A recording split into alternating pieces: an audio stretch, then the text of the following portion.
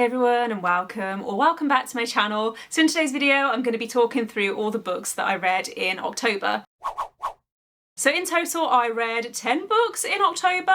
5 of those were physical books or ebooks, and then 5 of those were audiobooks. And honestly, audiobooks saved me this month because it got to around halfway through the month and I think I'd only read 1 book from my TBR, or I'd only started 1 book from my TBR. Yeah, a lot of the books on my October TBR were fantasy books and I just wasn't in the mood to read fantasy. I did end up going back and reading some of the books that were on my official TBR. There are also a few books that I read that were part of series, so I don't know how long this wrap-up is going to be because it feels like it's not been that long since I did my September wrap-up, but I did end up filming that quite late in the month, so I feel like I'm rambling, but I'm gonna get into it. So the first 2 books that I read in October, I keep forgetting what month it is, so the first 2 books that I read this month were The Well of Ascension and The Hero of Ages by Brandon Sanderson. So these are books 2 and 3 in the Mistborn series, and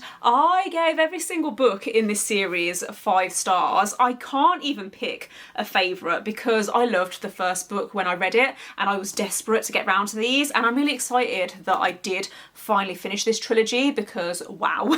I think what I liked most about this series was how it's so logical. So there are signs throughout this series as to how things are gonna go, but you can't see them because the way that it's written is just so clever. The ending to Hero of Ages was just so like, I feel like I'm not making any sense when I'm talking about this series, but it was just amazing to see how everything came together in the end. And I definitely want to read more of Brandon Sanderson because after this series I do think he has the potential to become a new favourite author. I don't know whether I want to give him that label after just reading 1 series, but I think next year going to pick up some of his standalones and then I'm going to move on to the Stormlight Archive because I do have the first few books on my Kindle, but they're chunky, and I think that that is what put me off reading this series for a long time, is that they are quite thick. Like, they're not short books,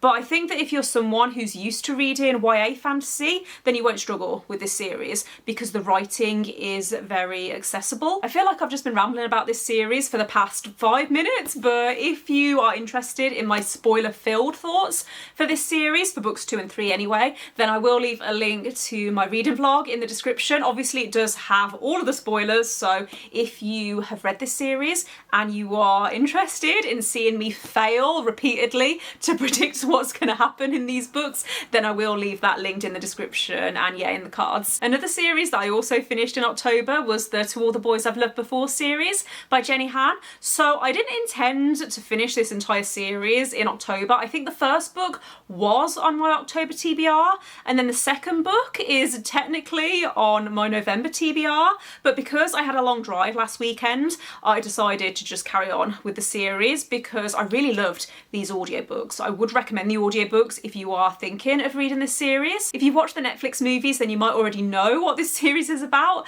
but they basically follow a main character called Lara Jean, who I think she's 16 at the start of book 1, and throughout her life every time she's had a crush on a guy she's wrote him a letter. However, she's never sent these letters out because they're just for her personally, for her to try and get her feelings out there. However, at the start of book 1 these letters do end up getting sent out, and so it follows, I guess, the fallout of that, and it's a YA contemporary romance, so it's a little bit predictable at times but also really cute, and I really liked the narration on the audiobook. I might have said that already. I think that some of the teenage drama went a little bit over my head, but also I know that I'm not the target audience for these books, so I gave these 4 stars overall. I think I gave every single book 4 stars. The next book I read was Rock Paper Scissors by Feeney. So this is a domestic thriller that follows a couple who win this holiday to Scotland, and they haven't been getting on very well recently, and so they see this trip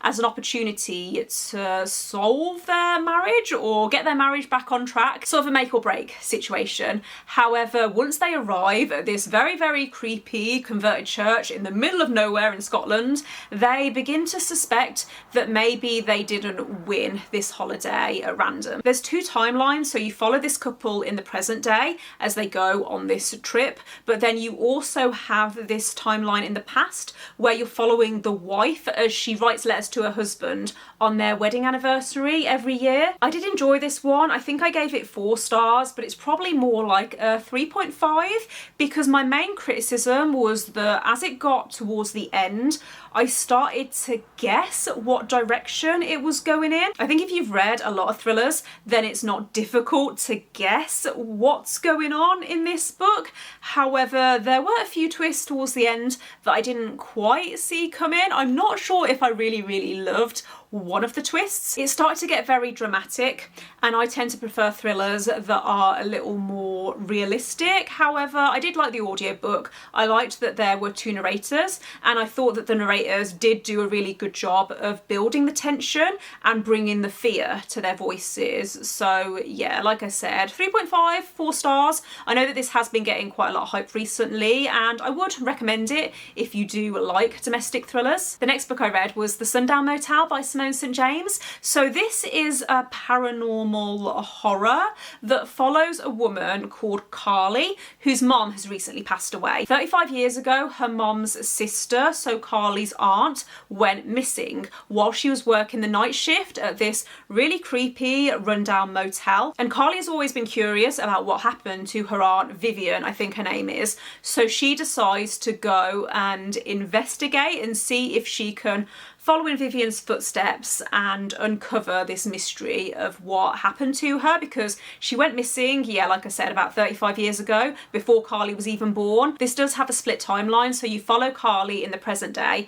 and then you also follow Vivian in the past, and I liked that. I think to start with, I found it a little bit difficult to differentiate between the 2 characters because they felt quite similar, and especially because Carly is literally following in her aunt's footsteps. There were a few moments where I thought that something had happened in the present day, but it had actually happened in the past, and so yeah, it was a little bit confusing, but the more that I got into this book, the more that I enjoyed it because it was really spooky, it was really scary, and in general, I do enjoy books where you're following characters that are investigating stuff. It felt like I was watching a movie as I was reading it, and so yeah, I gave it 5 stars. The next book I read was The Castaways by Lucy Clarke. So this follows 2 sisters who were meant to go away on holiday together, and they've always been really close. However, the night before they were due to fly, they had an argument, and the younger sister never showed up at the airport. So the older sister decided to get on the plane alone, and this plane ended up going missing, and no one knows what happened to it. And so you have this split timeline where you're following the one sister in the present day 2 years later, where she is desperately trying to find out what happened to her sister, and then you also follow the sister in the past where you learn what happened. This one was okay. I think I gave it 3 stars overall because it had quite a strong start, and I thought that the premise was really interesting. However, the further that I got into the book, the more that logic just seemed to go completely out of the window. There were just certain things that I found a little bit unbelievable and that I just couldn't make sense of because I didn't understand why certain characters had done certain things. And so yeah, this one was a little bit disappointing. However, I did like the audiobook. There were 2 narrators, and so I found it quite easy to distinguish between the 2 points of view. However, I will say that I enjoyed the past timeline more than the present timeline because the one sister just really annoyed me. Maybe it's because I have sisters, and so I'm a little more critical when I come across books that have that sisterly relationship. But yeah, this book does generally have good reviews on Goodreads, so if you are interested in the premise, then I would still, I think, recommend giving it a go because I did just generally like the atmosphere. I think that it is a very atmosphere-driven thriller, and I was going to say it's a good thriller to probably read on the beach or on holiday, but it's about a plane crash, and so maybe not the best book to read if you're getting on a plane. But yeah, it's one of those beachy adventure type thrillers rather than like a slow moving spooky thriller, which I think I was more in the mood for spooky thrillers was this month, with it being Halloween. So, okay, so the next book I read was We Hunt the Flame by Hafsah Faizal, and I have been dreading having to talk about this book in a video because I've put this on a few TBRs recently. I'm pretty sure it's been on my last 3 TBRs, and I was so excited to finally get around to it in October because I'm pretty sure that this is also on my 5-star predictions list, and I didn't like it. I ended up giving it 2 stars. For anyone who doesn't know, this is a young adult fantasy that follows 2 main characters, Zafira and Nasir, and it's set in this world that's inspired by ancient Arabia. So Zafira lives in this region that is slowly being overcome by this forest, and she's the only person that's able to go into this forest to hunt to feed her people. Then Nasir is the son of the Sultan, and he's essentially an assassin who's known as the Prince of Death, so whoever his father tells him to go and kill, he does. At the start of the book, Zafira is invited to go on this quest to find this magical artifact that will help to restore magic to this kingdom. That's the kind of basic setup for the plot, but Nasir is also sent on this quest to find the hunter because his father wants them gone, basically. What I did like about this book was the writing and how it was very beautifully descriptive. It was very atmospheric. However, what I struggled with was the world building. I didn't feel like there was any world building at all throughout this book. Everything felt very random and it felt quite jarring in places. The pacing was also really, really slow, and usually that's not a problem, but I found that it just took so long to get going that by the time things were starting to happen, I just kind of lost interest. I also felt like there was no real development of the side characters, and also the character motivations didn't always make sense to me. Yeah, there were a few moments where a character would do something or they would think something and I just wouldn't really understand. It felt very random and illogical. I'm pretty sure that this is a duology, and I am sort of curious about how things continue in the second book and how things come together and how it wraps up, but because I really didn't like the first book, I just don't think I'm going to pick up the sequel. The final book I read in October was The Dark by Emma Haughton. So this is a mystery thriller that follows a doctor called Kate who accepts a job working at this research facility in Antarctica.